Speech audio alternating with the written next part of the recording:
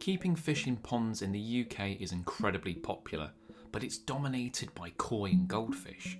I wanted to do something slightly different and keep British freshwater fish in a garden pond, and I'm going to show you how I did it. Before we get started, give us a like, it really helps the channel out. Firstly, pick a spot, ideally with a mixture of shade and sun. Naturally, I picked an area that had a huge mound of soil that needed removing. This would have been a lot easier on even ground. To help with the large volume of water, I'm partially raising my pond with sleepers. The area is 2.2 metres times 2.4 metres, and the pond will be about 4 foot deep with a shallow shelf for plants also. I've used treated sleepers from UK aggregates and found them to do the job perfectly. The hard part of this was shifting the soil, and trust me, there's always more soil than you think. I'd recommend help if you can get it, though this was during a lockdown, so it took me a couple of weeks chipping away at it, but if you had 2 or 3 people, you could probably do it in a day. My dog Pepper is always on hand for a tummy tickle while I'm in the garden also. I hide a skip, and although it might seem an expense, it makes it so much simpler getting rid of the soil, so would highly recommend getting one. I used a middle skip and nearly filled it. Once the base is down and levelled, you can get stuck into removing more soil. My soil is mostly thick clay, which is a bastard to get up, but often comes out in chunks which can be moved by hand. Once you have the desired depth, I remove any stones, sharp roots and debris and start adding more sleepers on top. To fix them in place, I use corner brackets. I have a mini shelf around the edge. This is where I'm planting lilies, and then the middle is the deepest part. It's a good idea to keep checking it's all level, as you don't want a wonky pond. Some of the wood needs cutting into place, so a hand saw is useful.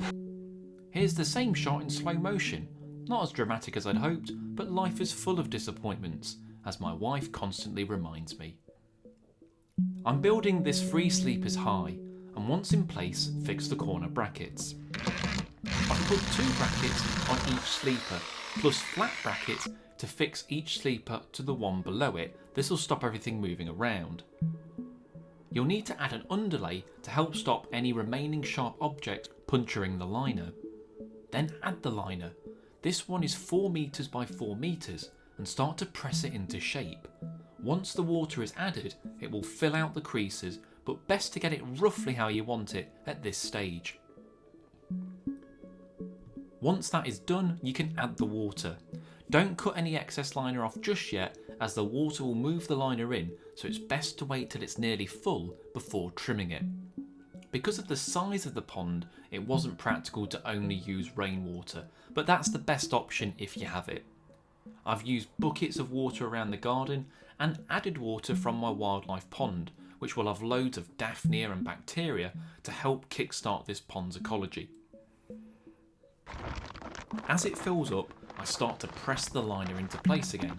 One thing I didn't do that I'd recommend at this stage is if you're having lilies or rocks on the bottom of your pond, it's way easier to place them now before there's 4 foot of water in there and you end up having to fucking scuba dive down there to get them in.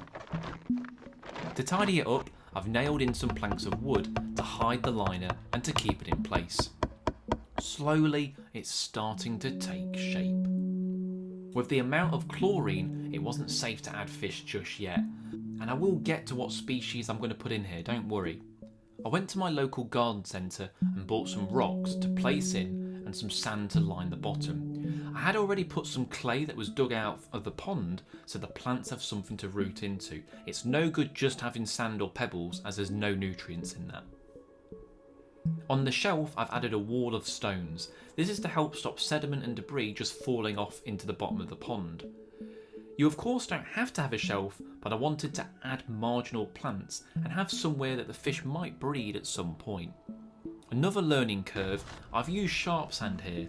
I'd recommend that you use silver sand. It doesn't cloudy up the water at all compared to this stuff. The rocks, sand and clay provides a great substrate for the plants and invertebrates to hide in. Around the edge of the pond, I've also planted some native hedgerow to encourage insects near the pond, a place for small birds, and to try and discourage cats from jumping down. More on cats later. I've added a border of yellow water lilies, or brandy bottle as they're known, because they stink of alcohol when they start to rot. I've also put one white water lily, as well as oxygenators like curly pondweed and milfoil. In the margins, there's marsh marigold, bulrushes and watermint, giving the fish places to explore, find natural food and breed. I waited 2 months before adding fish, and the main reasons was to allow the plants to take root, wait for the chlorine to dissipate, and establish invertebrates so the fish have plenty of natural food to eat. You may have noticed by this point there's no filter, and I'm not using one. Filters are there for pond fish for 2 main reasons. When you have large numbers of fish in a small pond, nitrates build up. This is where the filter cleans the water. The other reason is that fish like goldfish and carp produce a huge amount of nitrates. I'm not having either of those in my pond, and I'm not stocking the pond heavily. So the water should stay clear with the plants and bacteria acting as a natural filter, like in nature. Before I cover which species you can keep, I'll mention some I'd avoid, or at least think about. Anything predatory is obviously going to be an issue. You could keep species like pike, perch, zander, even Wells catfish. They'd be fine in there, but they'd soon eat all the smaller stuff. Species like trout and grayling might be fine in the winter, but come the summer would probably struggle and would certainly need a filter and probably a deeper pond as well if you were going to keep them year round. So this is what I have in my pond so far. Let's go through the list. I've got 2 roach, 1 rudd, 2 common bream, 2 bleak, 1 chub, 2 barbel, 1 stone loach, 2 bitterling, 2 eels, 1 tench, 1 crucian and 1 minnow. That's about 18 fish of 12 species. I'd also like to get round to adding gudgeon, silver bream and even try brackish species like flounder and mullet, as they can live in complete fresh water, though not breed. Although being situated in Nottingham, it's not the best place to find marine species. 2 species you might be surprised by on the list are bleak and barbel, both typically river species. As of recording this, I'm in the middle of July and both fish have been in the pond for a few months now, with no problems thus far. It may be that when the barbel get bigger, I'll have to move them on, but for now, they're absolutely fine. Species like the loach and eels, I'll barely if ever see, but the others show up nicely and you can get some great views as they move around the pond. Now I mentioned cats earlier, and the local cats have taken a bit of an interest in the pond, so I've had to kind of Guantanamo Bay it and put loads of spikes and netting around it. It's a real shame as I didn't want to do this, but I don't want to risk any of my fish being lunch for cats.